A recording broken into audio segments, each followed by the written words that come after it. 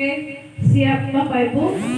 Ya, rasanya ini sangat sulit untuk kita tambahkan karena kita sudah menyadari semuanya, baik sebagai peserta didik, ya. Atau Anda semua ada mau menambahkan? Di sekolah kita ini apa? Kita paham bahwa di sekolah ini apa? Kalian menyadari tidak? Kalian sebagai pendidik datang pelajar datang ke sekolah ini untuk memang betul-betul belajar atau terpaksa? Menurut saya sebagai seorang siswa datang untuk ke sekolah ini memang betul-betul untuk menuntut ilmu dan belajar seperti guru-guru yang mengajarkan. Baik, terima kasih Bapak Ibu. Akhirnya kita sudah merumuskan apa yang menjadi impian kita di sekolah ini. Kemudian kita sudah merumuskan apa keyakinan kita di sekolah ini. Kemudian juga kita sudah mengetahui bahwa bagaimana posisi kita di sekolah ini, dan ini akan kita terapkan untuk mewujudkan visi sekolah yang sudah berpihak kepada murid tadi. Oke, baik Bapak Ibu, diskusi ini kan kita lanjutkan bahwa di dalam visi kita yang sudah tergambar tadi itu bisa kami kotakkan atas 4. Yang pertama itu adalah insan berakhlak mulia. Yang kedua, cerdas dan terampil. Yang ketiga, itu adalah mandiri. Yang keempat, itu adalah berwawasan lingkungan yang berkebudayaan. Kita akan mengembangkan satu-satu dari keempat visi ini, ya. Maksudnya bagian dari visi keempat dari bagian visi ini akan kita kembangkan satu-satu. Nanti insan berakhlak mulia itu apa-apa saja yang bisa kita lakukan sehingga visi kita terwujud di sekolah ini. Jadi kami ada berempat di sini Bapak Ibu, ada saya yang CGP, kemudian ada Pak Agus, kemudian ada Ibu Uci dan Pak Yunus. Nanti masing-masing akan memandu satu tema dari bagian visi ini untuk pengembangan misi kita ke depan. Oke, lanjut Pak Yunus.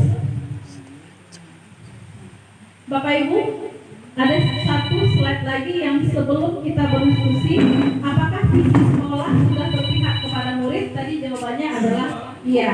Kemudian ketika visi kita berpihak kepada murid, ayo kita identifikasi program apa saja yang bisa kita lakukan. Nah, sekarang kita akan mengidentifikasi program-program yang akan kita lakukan untuk pengembangan visi sekolah kita ke depan. Oke, lanjut Pak Yunus di bawah slide. Ini sebagai gambaran yang sudah terlaksana di sekolah kita. Bapak Ibu, tulisannya sangat kecil sekali. Dan itu juga saya yakin Bapak Ibu sudah tahu semua bahwa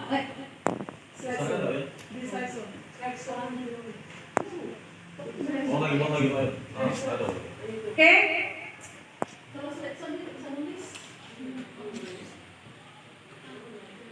Ya, ini yang sudah berjalan. Yang pertama kegiatan peningkatan akhlak mulia, ya seperti yasinan dan segala macam, ini semuanya sudah kita lakukan. Kemudian merancang pembelajaran dengan membuat modul ajar di sekolah kita. Kemudian membangun lingkungan sekolah yang membentuk peserta didik memiliki akhlak mulia. Ya, pembinaan ini setiap saat kita lakukan dengan penerapan kedisiplinan dan karakter masing-masing. Kemudian membangun lingkungan sekolah yang bertoleransi tinggi, ini juga sudah. Kemudian mengembangkan kemandirian, pengenalan kritis dan kreatif sesuai dengan visi kita. Kemudian yang selanjutnya mengembangkan program sekolah yang membentuk ide dan gagasan cepat tanggap dan mengembangkan dan memfasilitasi peningkatan prestasi peserta didik. Ini yang sebagian. Ini akan kita uraikan lagi Bapak Ibu. Ya, oke, baik Pak Yunus, kita masuk yang pertama karena masih ada 3 orang. Ini program yang ingin kita kembangkan untuk yang berakhlak mulia. Kalau saya rasa untuk poin pertama tadi Pak Yunus, tetap kita melakukan kegiatan Jumat pagi ya, yasinan. Itu termasuk pengembangan untuk kegiatan yang berakhlak mulia. Bapak Ibu silakan menambahkan kegiatan apa lagi yang bisa kita lakukan di sekolah agar anak-anak atau peserta didik kita itu berakhlak mulia.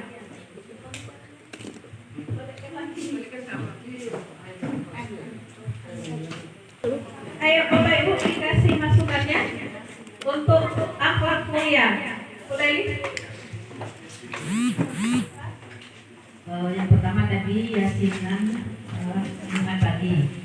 Kemudian sekarang kronologis nampaknya sedang diupayakan yaitu sholat berjamaah yang dipimpin oleh masing-masing kelas, di mana kemarin saya dapat kabar bahwa karena usia kita dua, yang satu mungkin sholatnya dekat sini supaya cepat pada waktu kita, kemudian yang sebelah sana itu sholatnya di depan di atas ruang majlis guru, ruang TU. Jadi setiap kelas itu mungkin ditugaskan mulai dari ya azan, qomat, kemudian sebagai imam. Nah, jadi itu. Baik Bapak Ibu, sudah ada 2 kegiatan kita yang untuk pengembangan berakhlak mulia. Bapak Fitriadi. Pak Febi. Mungkin kita bisa membuat kegiatan hiking yang mana membuat siswa itu lebih mencintai alam sekitar.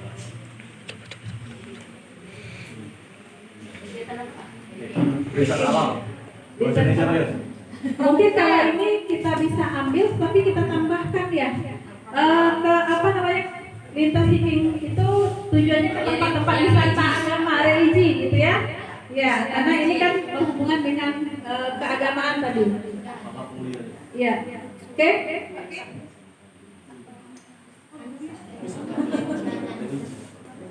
Religi ya.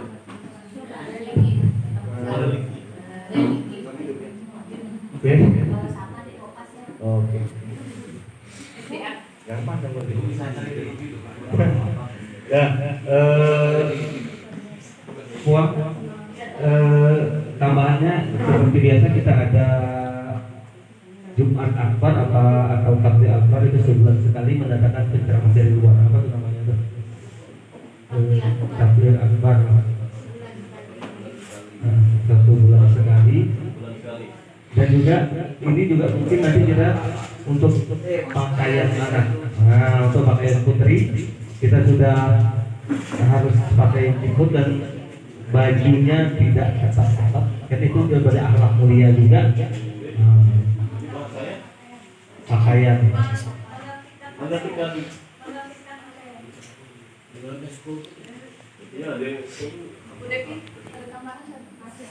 Cara berpakaian. Cara berpakaian. Atau ini Bu, nambah sedikit untuk membaca Al-Quran di setiap pagi harinya. Berarti Sebelum literasi. belajar, ya literasi. Literasi Al-Quran. Aktifkan lagi. Ya, itu kan tempat aktif. Ya, ini kan literasi ini kemarin literasi Al-Quran kita sempat aktif, kemudian dihentikan oleh sendiri ya, oleh corona. Ya, sendiri oleh corona. Jadi ini tolong kita aktifkan kembali literasi membaca Al-Quran. Dan juga saya kemarin itu saya bagi 2 di kelas. Ada yang membaca Al-Quran, ada yang hafalan surat pendek. Jadi mereka harus setoran dengan saya setiap pagi. Itu bisa untuk meningkatkan akhlak mulia. Jadi ketika kelas 12 yang tamat sebelum corona itu sudah banyak yang hafal ayat pendek. Saya harus store setiap saya masuk dengan anak-anak itu.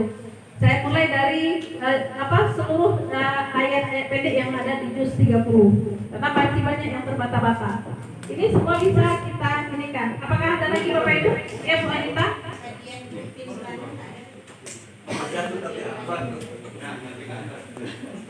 Nanti aja. Saya inginnya begini Bu aja, tapi saya tidak tahu apakah ini nanti masuk atau tidak di akhlak mulia ini. Bagaimana kalau kita memulai waktu kita penerima siswa baru kan ada semua materi, menyampaikan materi masing-masing. Saya dapat jadwal di sebelum Merdeka 1 waktu itu. Jadi saya sampaikan bahwa siswa kita wajib untuk mengucapkan salam kepada semua guru setiap dia bertemu di koridor sekolah ini. Gitu. Setidaknya ketika siswa kita mengucapkan assalamualaikum di koridor ketika dia bertemu dengan kita pun harus wajib menjawabnya.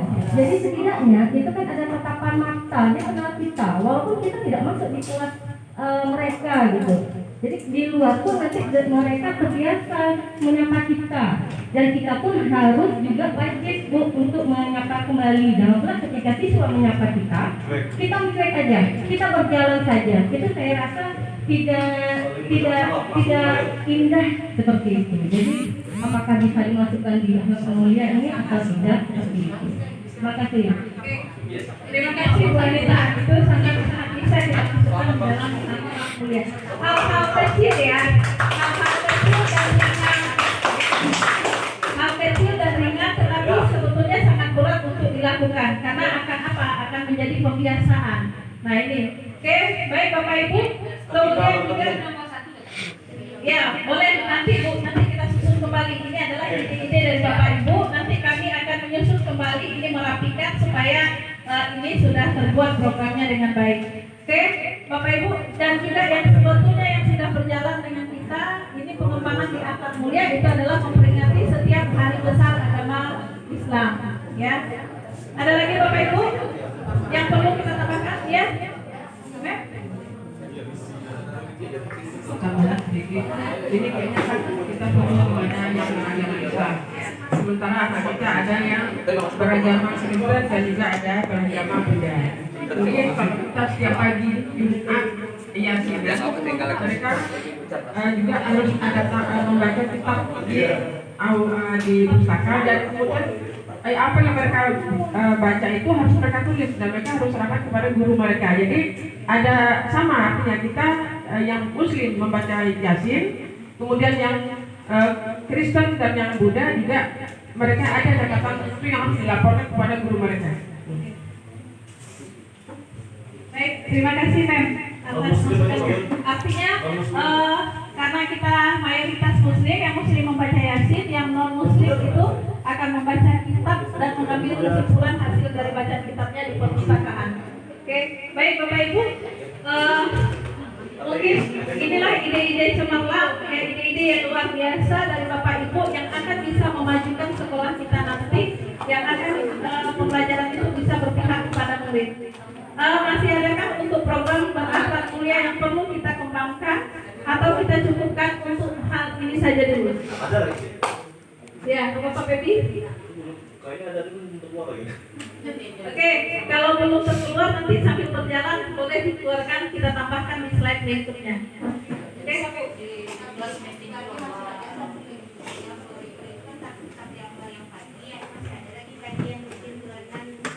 kajian rutin bulanan sore. Iya. Oke, baik Bapak Ibu, ini yang untuk program pengembangan kita di bidang berakhlak mulia. Kita harus komitmen ya Bapak Ibu untuk melakukan hal ini nanti. Baik, untuk yang bagian kedua, silakan Pak Yunus. Slide selanjutnya. Nah, untuk pengembangan program yang tentang cerdas terampil, ini akan dipandu oleh Bapak Agus. Ya Bapak Ibu, karena kami di sini ada tempat. Nah, ini akan dipandu oleh Pak Agus. Apa-apa saja yang ingin kita kembangkan pada visi kita tentang murid cerdas dan terampil. Kepada Pak Agus dipersilakan.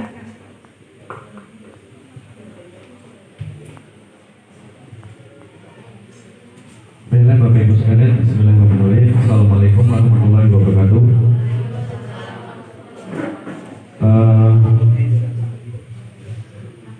Jadi di sini sebelum kita memprosesnya, maka saya akan menerangkan sedikit agar nanti Bapak Ibu sekalian juga siswa-siswi bisa memahami apa sih yang akan kita omongkan dari cerdas dan terampil itu.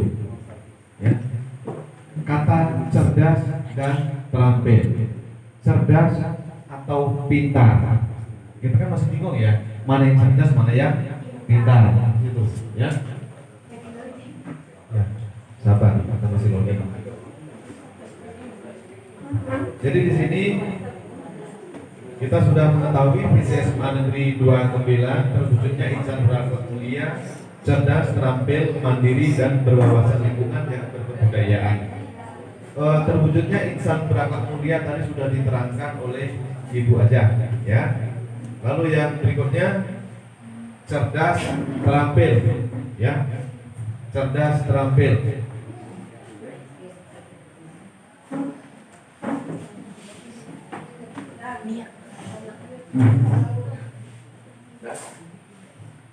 Jadi apa itu cerdas dan apa itu terampil?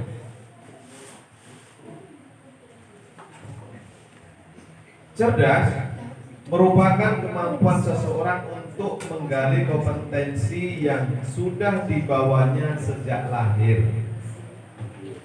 Cerdas itu sudah dibawa sejak lahir. Kalau kita nggak cerdas, jangan salahkan ibu yang melahirkan. Ya, karena cerdas itu sudah dibawa dari sejak lahir.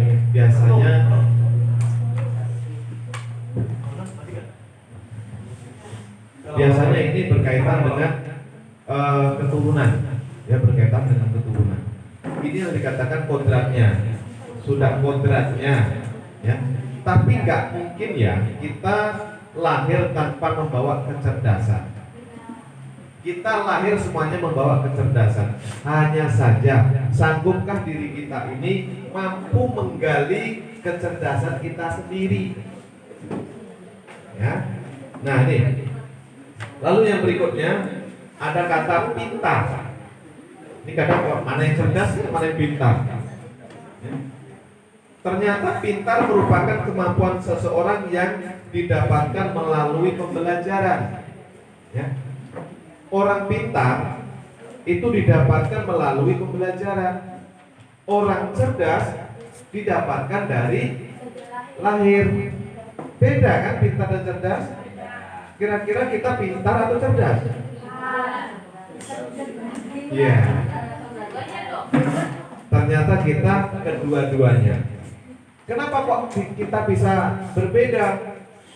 Kok dia juara 1, kita juara 40? Hanya saja, ya, kita malas dalam menggali kecerdasan dan malas dalam belajar. Kita sebenarnya sudah cerdas, ya kan, sudah cerdas, dan kita bisa pintar.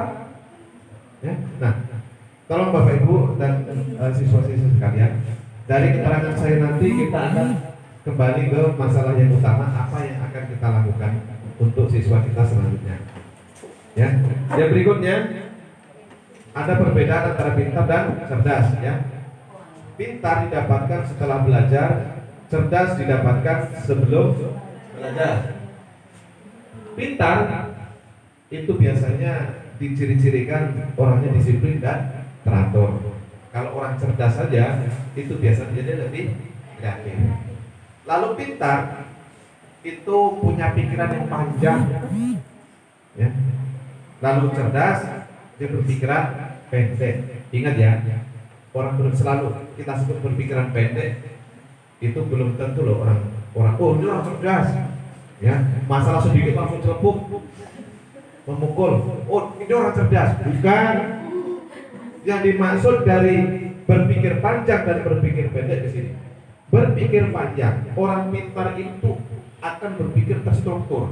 Kalau aku pukul dia, nanti aku dilaporkan sama guru. Ya kalau dia tuh mau, kalau dia ke lapornya langsung polisi, aku masuk penjara ini. Pasti duitku banyak habis, emakku malu, sekolahku gagal. Itu orang pintar. Itu orang pintar. Lalu bagaimana orang cerdas berpikir pendek?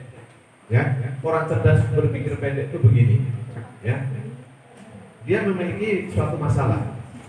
Ya, dikatakan berpikir pendek itu di sini dengan begitu cepat kilat dia mengambil kesimpulan. Itu mengambil kesimpulan, ya kan? Dia dicemooh, dibully untuk apa? Jadi cuekin aja lah, dia nggak paham. Selesai, ya kan? Cuekin saja, dia nggak paham. Maksudnya apa? Dia kok membuli kita? Ya karena dia apa? Dia nggak tahu siapa kita.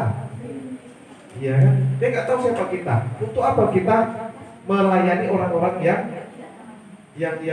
apa ya? Mencemooh kita. Dia nggak ngerti siapa kita. Untuk apa kita melayani orang-orang yang tak ngerti? Kan begitu. Ya cuekin saja lah. Tapi kalau orang berpikir panjang tadi, memang tadi ini mencemooh aku, ya kan? Kalau sempat tampar, dia bisa lah sebetulnya nampar. Cuma kalau mau nampar, Ya untuk apa juga aku nampar dia daripada aku masuk ke dalam penjara, habis duit, malu orang tua. Itu orang pintar, iya kan? Kalau orang cerdas, tak lagi itu, budi-budi dah, ya kan? Itulah, ya. Lalu yang berikutnya, orang pintar itu mengandalkan pengetahuan, sementara orang cerdas mengandalkan logika dan pengetahuan. Kenapa orang pintar mengandalkan pengetahuan? Karena dia pintar dalam belajar. Ya, dia belajar dulu. Dia mengandalkan ilmu pengetahuan. Sikit-sikit, oh, misalnya IPA ya, misalnya IPA. Jangan kamu begitu. Kenapa air kita ini pasang surut? Kalau zaman bahari dan begitu dah. Bukan itu. Kalau kita orang pintar berpikir, oh ini ada rotasi bumi berputar, ini itu. Makanya di sini ada pasang surutnya ya, oh iya ya. Lalu gunung meletus tuh kalau menurut para ahli, jadi menurut para ahli gunung meletus itu pergeseran lempeng bumi ini dan sebagainya itu orang pintar berpikir seperti itu. Kalau orang cerdas mengandalkan logikanya, ya. Saya ambil contoh, ada suatu masalah, ya, ada suatu masalah. Kalau orang cerdas itu berpikir berlogikanya begini, seperti yang saya sampaikan tadi, ya kan? Untuk apa saya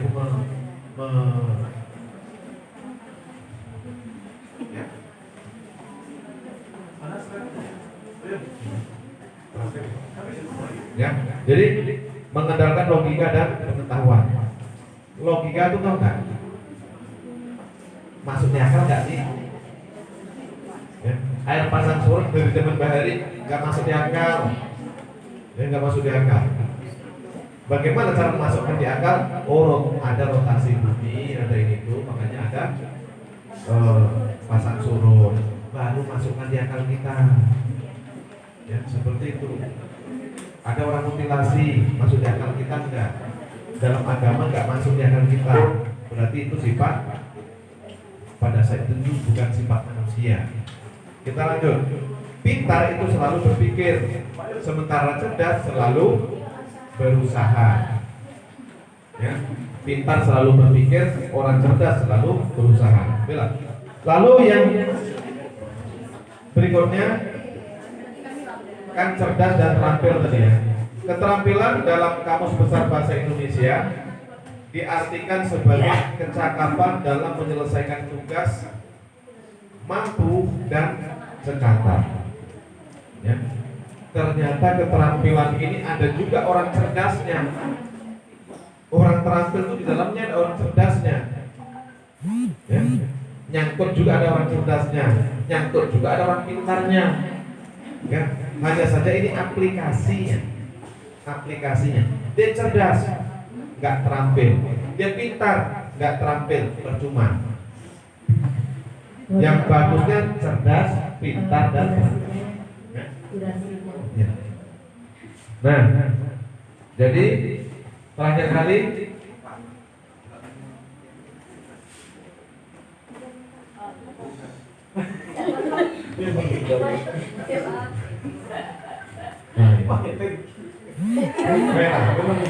tentang pintar dan cerdas sudah kita kita beritahu. Sekarang program yang ingin dikembangkan, cerdas dan terampil. Kira-kira program apa yang akan kita kembangkan? Tentang ilmu pengetahuan. Silakan Bapak Ibu sekalian. Biar anak kita cerdas.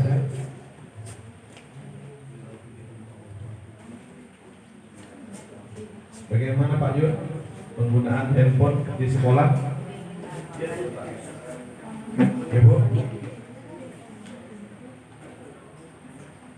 Silakan. Silakan dipakai kecerdasan dan kepintarannya. Nah. Yang dibawa dari lahir tadi. Kita gali sama-sama yuk. Kalau ini nggak berisi bagaimana nih? Jadi pertanyaan ini. Ya. Silakan.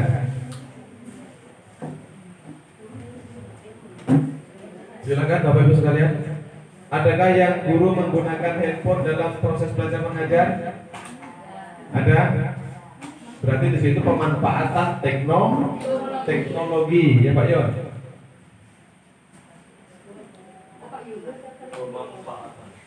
Pemanfaatan teknologi. Terus apa lagi? Ya. Itu teknologi.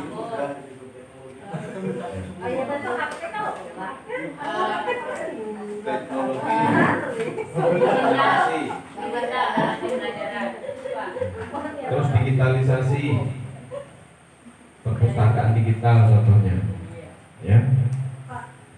Ya, Bu. Mengembangkan atau memandu ilmu pengetahuan anak sesuai bakat dan minatnya. Ya. Pengembangan ilmu pengetahuan sesuai minat dan bakatnya. Terus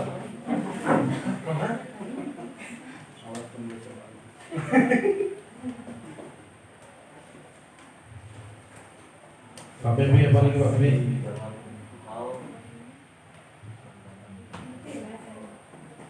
Cerdas, terampil. Proyeknya bagaimana? Pak, di sini bisa juga mungkin kita tambahkan untuk memancing motivasi belajar anak itu, kita membangun kerjasama dengan universitas mungkin agar pengembangan dari kecerdasan dan keterampilan. Ya, berarti membangun kerjasama dengan stakeholder ya, atau dengan pihak yang terkait.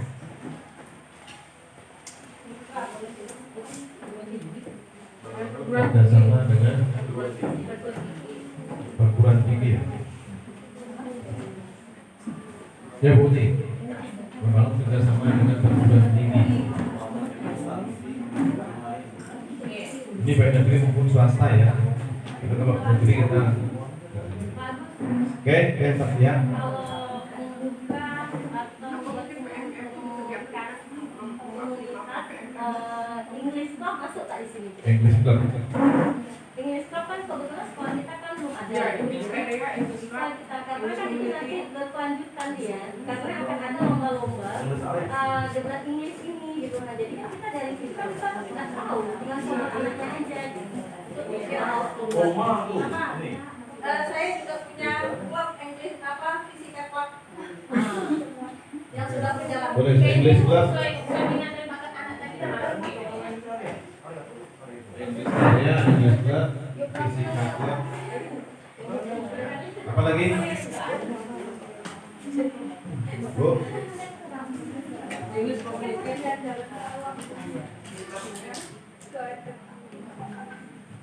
Ada lagi?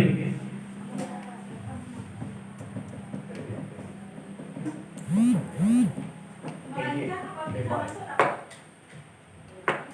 Merancang pembelajaran masuk untuk mengembangkan kecerdasan nggak? Bisa? Itu kan perencanaan ya. Merancang pembelajaran yang berpihak kepada murid. Oke, bisa mengulang kecerdasan itu. Merancang pembelajaran yang berpihak pada murid. Ada lagi Bapak Ibu sekalian? Siswa? Yang kita bikin kemarin tuh aja komunitas guru-guru NGFP? Apa? Kita tak masih guru belajar IT. Komunitas. Ya. Kelasnya praktisi. Nah. Berarti membentuk komunitas praktisi. Komunitas praktisi itu komunitas yang memiliki keahlian-keahlian tertentu. Lanjut, untuk siswanya gimana? Yang berpihak kepada guru dong, juga kepada siswanya. Siswanya gimana? Pengennya apa? Dari guru ke siswa.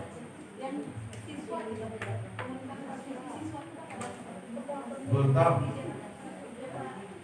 Pengen apa? Pengen liburnya? Ayo Butet, apa Butet? Sudah? Cukup? Ada tambahan lagi? Buru nih? Bu Zu, Bu.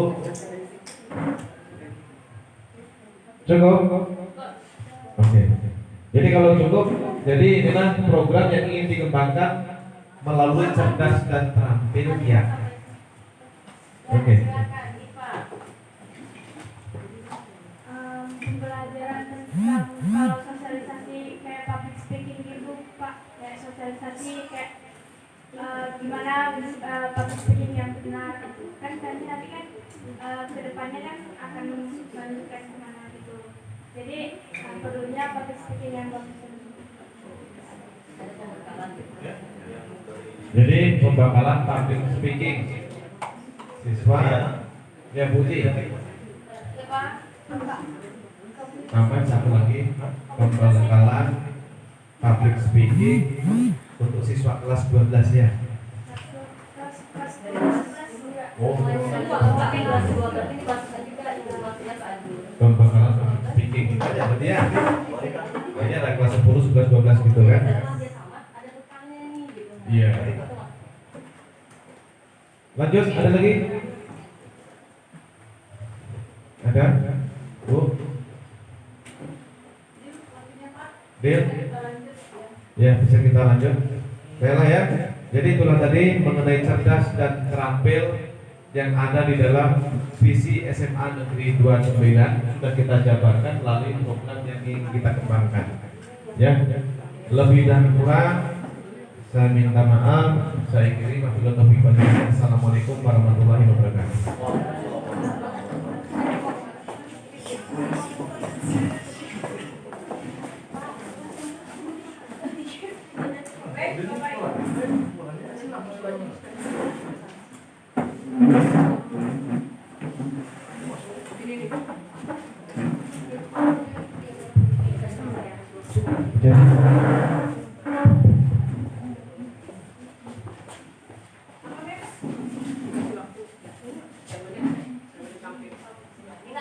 Oke, baik Bapak Ibu, kita beri semangat untuk kita dulu ya. Untuk kita mengapresiasi diri kita sendiri, boleh ya? Boleh. Harus boleh. Siapa lagi yang mengapresiasi diri kita kalau bukan kita ya? Kita apresiasi untuk diri kita, keberhasilan kita sudah merumuskan visi dan misi untuk ke depan perbaikan dari sekolah kita. Nah, dari 4 bagian tadi sudah 2 kita selesaikan. Apa langkah-langkah yang akan kita lakukan untuk pembelajaran berpihak kepada murid. Kemudian ini adalah yang ketiga dari penggalan visi tadi, yaitu kemandirian. Nah, untuk kemandirian ini akan disampaikan oleh Pak Yunus. Tapi waktunya nggak boleh lama ya Pak. Saya sudah mengambil waktu yang banyak tadi. Oke, siap Bapak Ibu. Mari kita gali kembali ide-ide cemerlang kita untuk kita tuangkan di dalam kegiatan sekolah kita yang kemandirian. Kepada Pak Yunus, dipersilahkan. Iya Pak. Baik, assalamualaikum warahmatullahi wabarakatuh. Perlu SPRI. Mulai goyang-goyang dulu. Baik, saya pikir untuk hemat waktu SPRI kita cancel aja. Yakin dan percaya konsentrasi untuk kegiatan kita ini. Langsung Ibu dan Bapak terkait dengan program yang akan kita kembangkan dalam kemandirian. Kira-kira untuk memandirikan siswa, apa-apa saja hal-hal yang memang dianggap penting agar anak tersebut bisa menuju atau bisa diarahkan kepada hal-hal yang memang betul-betul memaksimalkan potensi yang mereka miliki. Langsung Ibu Bapak, kira-kira ada hal-hal yang memang bisa dilakukan? Iya, untuk siswa. Baik proses pembelajarannya maupun juga dalam proses pengembangan kemampuan yang mereka miliki. Ya, seperti itu. Kira-kira apa, Ibu dan Bapak? Aduh. Nah, kepada siswa, kita fokus dulu untuk ke belajarnya. Nah, gimana kita menciptakan agar peserta didik itu bisa mandiri dalam belajar? Apa yang kita lakukan agar mereka tercipta bahwa ada guru, tidak ada guru, mereka bersemangat untuk melakukan proses pembelajaran?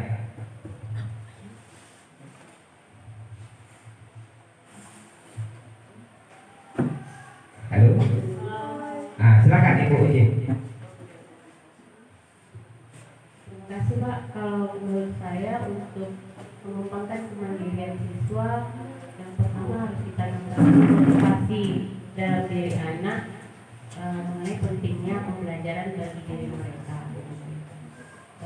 Lalu mungkin yang kedua, kita bisa menanamkan kemandirian itu melalui berupa kesepakatan bersama yang muncul dari diri mereka sendiri ingin mewujudkan seperti apa. Nah, itu Pak ya. Ya, terima kasih Bu Uci. Jadi ada dua masukan yang diberikan kepada kita. Pertama adalah memberikan motivasi dulu, menanamkan motivasi akan pentingnya pembelajaran bagi peserta didik. Kemudian yang kedua adalah membuat kesepakatan bersama agar proses pembelajaran itu bisa lebih efektif. Kira-kira Ibu Bapak mungkin masih ada lagi masukannya? Nah, setelah kita motivasi, setelah buat kesepakatan, apa wujudnya gitu? Wujud real daripada pembelajaran yang mandiri tersebut.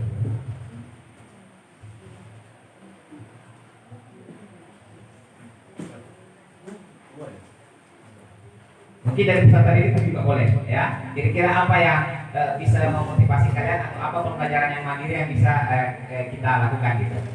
Mungkin Pak ada, saya ada. Sabila ada? Ada kira-kira yang paling mengenal pribadi anak-anak biar belajar mandiri itu tercipta mungkin dari guru BK. Oke, nah silakan Pak. Kita membuat kalau kita membuat program nih, gimana kalau kita membuat sebuah sekolah yang mempelajari sebuah yang tidak diberikan di sekolah. Contohnya seperti pembelajaran Microsoft Office.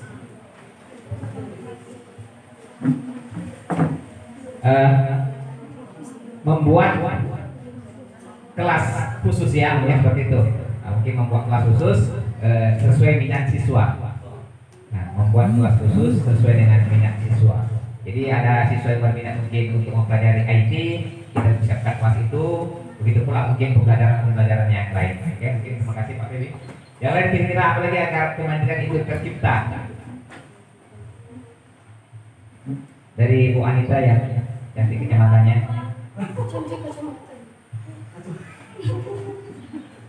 Oke.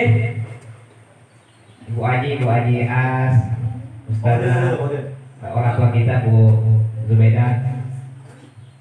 Ada kira-kira masukan agar kita bisa menciptakan kemandirian?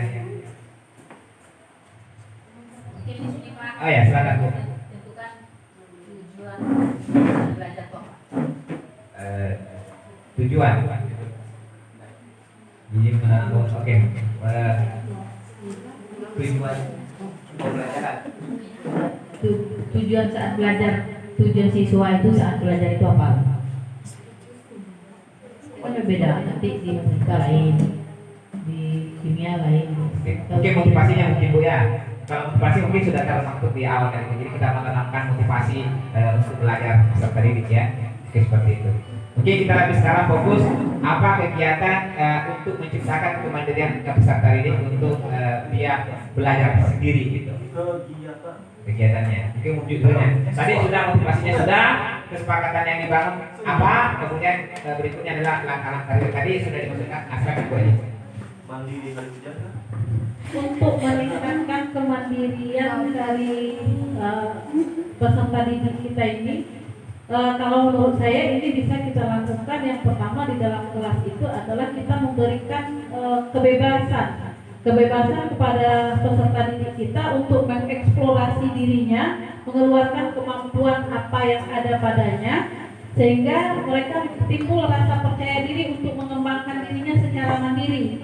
Nah, ketika kita sudah memberikan kesempatan kepada siswa untuk mengembangkan dirinya atau mengeluarkan ide-ide dan pendapatnya di dalam kelas, maka di saat itu kita bisa memberikan materi yang menyenangkan, sehingga muncul tanpa, kalau dia sudah kita bebaskan, kita berikan kemandirian, kita berikan keleluasaan di dalam kelas, kemudian kita berikan materi yang menyenangkan, nanti secara tidak terpaksa, artinya mereka akan belajar secara sendiri gitu. Tanpa kita komando pun dia semangat untuk melakukan pembelajaran. Nah, menurut saya bisa kita lakukan itu dengan memberikan kebebasan kepada anak di dalam kelas. Artinya kebebasan ini kebebasan yang masih bisa kita pantau gitu.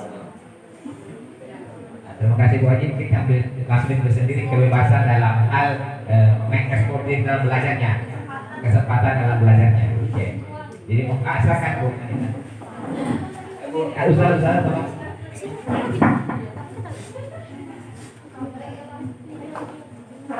Terima kasih Pak Yunus. Saya mau bertanya dulu Pak, kalau ini kegiatannya ekskul masuk tidak Pak? Boleh? Jadi di sini kita fokus untuk belajarnya, nanti untuk pengembangan potensinya nanti kita kembangkan juga. Jadi bisa, jadi tapi kalau langsung aja tak masalah. Ya kita ya. Oke, gini Pak. Kalau kemarin kan kita sudah memperoleh karya yang bisa jadikan paten sekolah kita.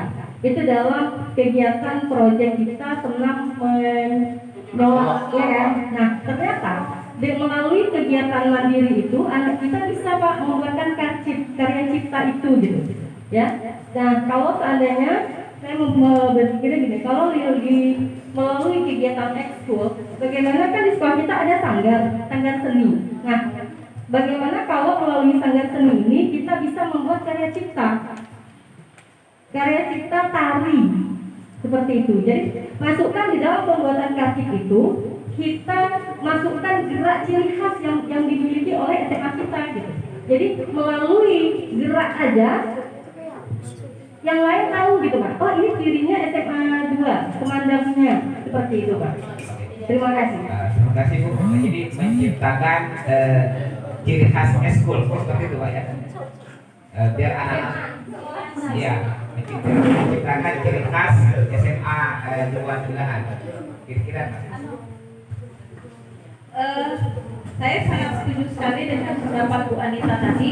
Cuma mungkin agak kita pilah gitu.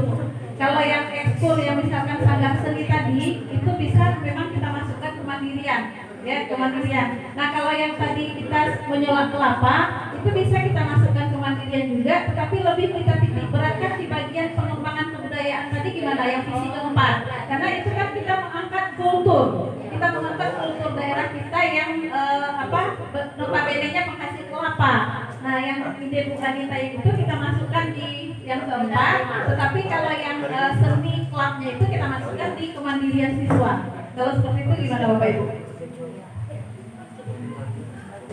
Atau mungkin bahasanya menciptakan atau membuat selamat datang Ibu, alhamdulillah siswa dan selamat di langsung Bu ke depan ya. Jawab saja Bu ya. Oke. Baik. Pengembangan ekskul ya. Terima kasih. Oke, masih ada lagi Ibu Bapak untuk bagaimana? Silakan Pak. Bismillahirrahmanirrahim. Ini saya nggak tahu benar masalah ini penempatan di mandiri ini. Mohon maaf pada Bapak Ibu guru ya kalau ini salah. Setiap materi ajar yang telah kita sampaikan pada hari ini, ya, karena saya mengaitkan dengan kementerian.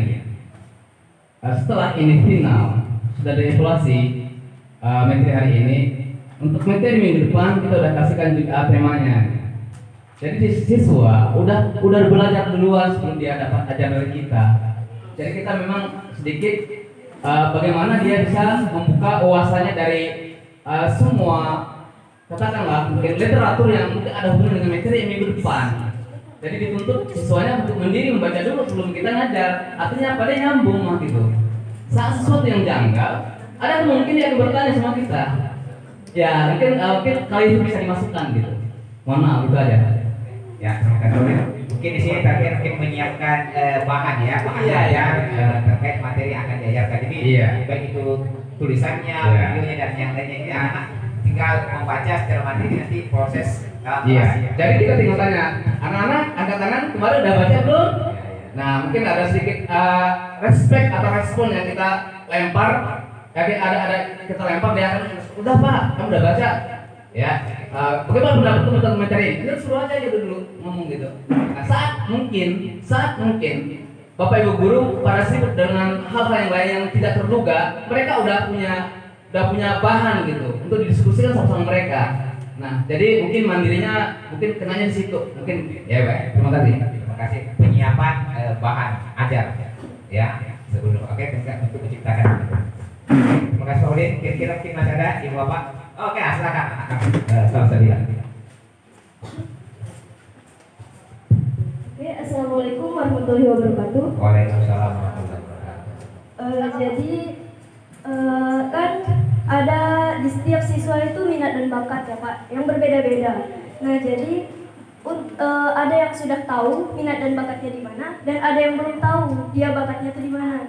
Nah menurut saya guru itu membantu untuk mencari bakatnya. Iya. Ya mengidentifikasi. Dan selain itu ada juga yang hobinya belajar, tapi dengan cara yang berbeda. Misalnya dengan dia lebih suka menulis materinya, atau dia lebih suka mendengarkan, atau misalnya dia suka menonton videonya langsung gitu. Nah itu mungkin ada yang pintar, tapi mungkin ada yang tidak menangkap pendengaran guru gitu. Maksudnya pembicaraan guru di depan Pak. Jadi di masing-masing bidang dia diberi apa ya? Kebebasan untuk memilih. Ya, kebebasan untuk memilih cara dia belajar. Visual dengan Iya, biar dia bisa. Cermat sekali ya. Terima kasih ya. Jadi menyiapkan ruang untuk pembelajaran yang berdiferensiasi. Oke, menyiapkan ruang jadi yang bukan ini tempat ya, kayak seperti itu. Ya, kemandirian bisa muncul. Oke, terima kasih. Kira-kira mungkin masih ada lagi? Sekarang Pak. Mungkin satu penutup untuk kegiatan mandiri ini yang bisa disampaikan itu adalah memberikan apresiasi ya, memberikan apresiasi kepada baik itu peserta didik maupun guru ketika mereka sudah menghasilkan satu karya atau suatu suatu karya adalah hasil dari kerja keras mereka, baik itu dalam pembelajaran ataupun merancang pembelajaran. Ya, ini yang perlu apresiasi ya, baik untuk siswa maupun untuk guru yang telah menciptakan kemandirian belajar. Mungkin sedikit tambahan sedikit dari satu poin sebelum saya tutup. Untuk kemudian sini mungkin karena tadi cara belajar yang berbeda-beda itu satu poin. Mungkin yang selain itu juga potensi minat anak pun berbeda-beda. Jadi bagaimana kalau kita bukan cuma menyiapkan yang sudah bagus dari sekolah, ekskulnya, tetapi kita coba kembangkan bahwa minat bakat siswa itu kita salurkan semaksimal mungkin, menciptakan ruang untuk itu. Kemudian kita menyiapkan fasilitasnya saja, ya seperti itu. Jadi kita menyiapkan, menyalurkan bakat dan minat siswa di pengembangan potensi yang mereka miliki. Bukan kita atur, tapi silakan pilih. Ada yang suka bola kaki, kita siapkan tempatnya dan siapa pelatihnya gitu. Jadi kita memfasilitasi itu bukan seperti yang selama ini kita lakukan. Kita cuma membuat beberapa eskul, tapi mereka silakan mengembangkan bakat-bakat yang lain. Oke, seperti itu aja ya. Untuk penutup, untuk meningkatkan minat dan kemandirian peserta didik. Mungkin cukup ini yang bisa kami sampaikan. Selanjutnya kami langsung aja ya ke Bu April Suci untuk mengembangkan potensi yang keempat. Silakan. Sekian, assalamualaikum warahmatullahi wabarakatuh.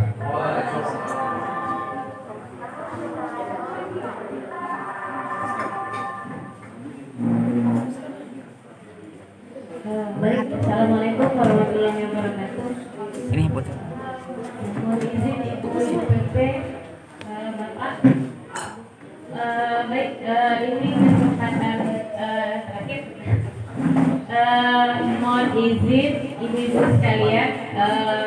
Sekarang kebetulan kita akan membahas tentang program yang ingin dikembangkan di sekolah sesuai dengan visi yang sudah kita laksanakan, gitu ya. Visi sekolah kita yang sudah kita lakukan kemarin, seperti yang di atas, ada mewujudkan insan yang berakhlak mulia, lalu yang kedua cerdas dan terampil, serta kemandirian dan berwawasan lingkungan yang berkebudayaan. Dan ini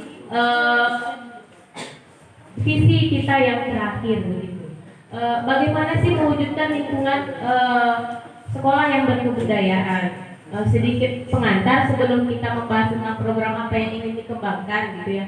Seperti yang kita ketahui pada saat sekarang ini kita dihadapkan pada perkembangan zaman.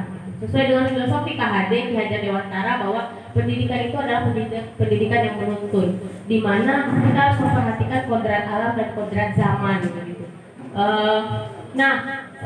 Untuk pada saat seperti ini kita perlu memikirkan bahwa tidak hanya membutuhkan insan yang cerdas, insan yang berakhlak mulia, insan yang mandiri, tapi juga kita penting bahwa peserta didik kita tidak melupakan yang namanya wawasan berkebudayaan, tidak melepaskan kebudayaannya masing-masing gitu.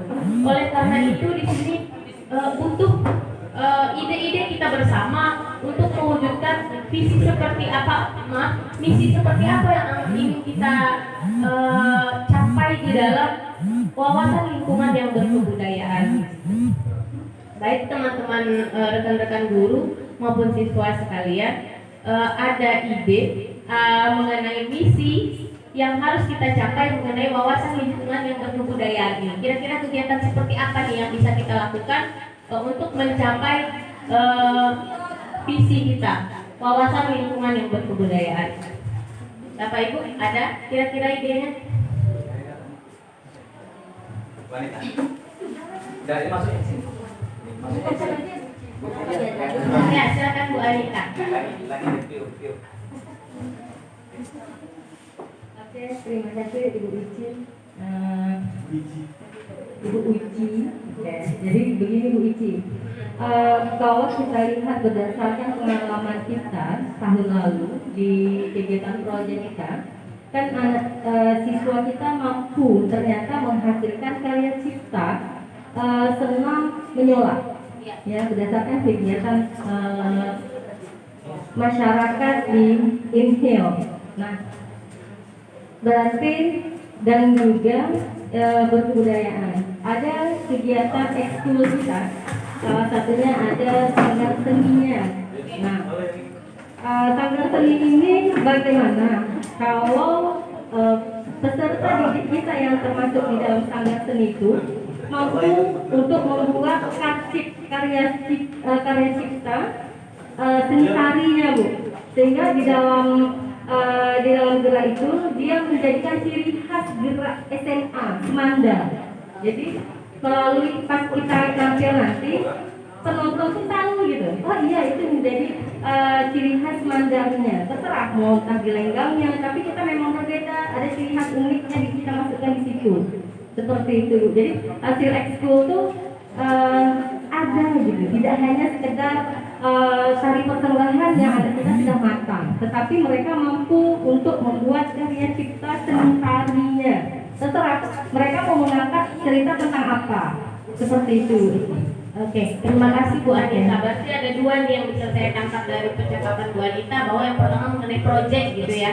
Karena kita sekolah yang sudah melaksanakan kurikulum merdeka, bagaimana kalau kita lebih meningkatkan lagi proyek sekolah kita dengan yang berwawasan lingkungan kebudayaan kita sendiri gitu. Kenapa tidak ditingkatkan budaya lingkungan kita gitu kan, kebudayaan kita. Lalu yang kedua mengenai mungkin di karya seni sekolah, menciptakan karya seni yang mempunyai ciri khas sekolah. Jadi bukan hanya tari-tarian kontemporer modern yang harus kita tampilkan gitu, tapi juga tanpa melupakan kebudayaan kita. Bagus sekali. Oke, kalau bisa pun dengan musiknya langsung isi. Karena kan kalau kita tadi kan ada anak musik kan. Nah, jadi dari musik pun kita sudah bisa membuat ciri khas sekolah kita gitu. Iya. Oke, Bagus sekali. Terima kasih Bu Anita.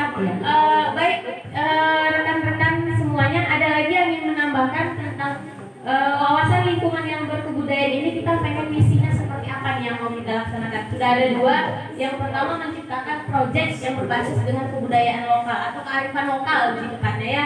Lalu yang kedua menciptakan karya seni atau musik sesuai dengan ciri khas sekolah.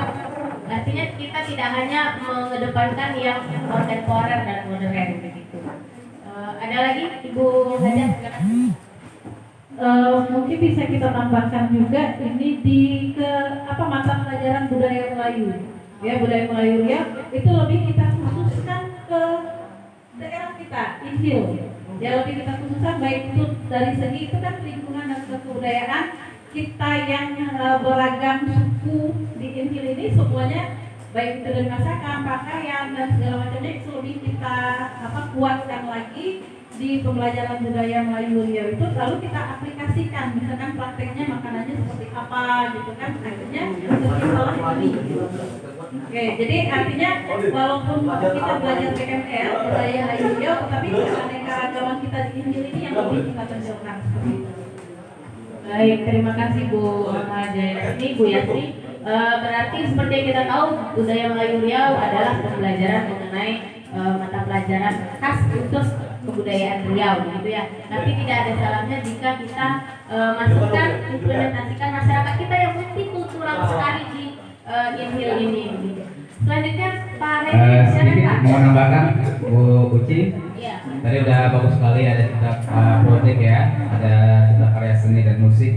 Ini cukup menarik sekali. Kalau ini terimplementasi dalam kurikulum Merdeka di SMA 2 ini luar biasa, ya luar biasa.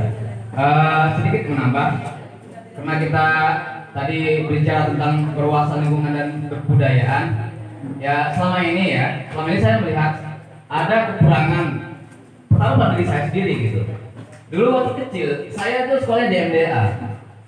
Saya jagoan itu menulis ayat Arab Melayu itu, sampai saya bisa membacanya gitu. Tapi anak sekarang itu jauh sekali mau bisa baca itu Arab Melayu. Kalau bisa kita masukkan dalam lingkungan kebudayaan ini, mungkin bagaimana cara menyusun dalam kurikulum sekolahnya itu nggak tahu bagaimana caranya, apakah masuk di school atau gimana gitu. Nah, jadi ini cukup menarik gitu, karena bangsa yang hebat itu menghargai budayanya gitu. Nah itu kata Bung Karno. Terima kasih. Ya, terima kasih Pak Nairudin. Berarti tentang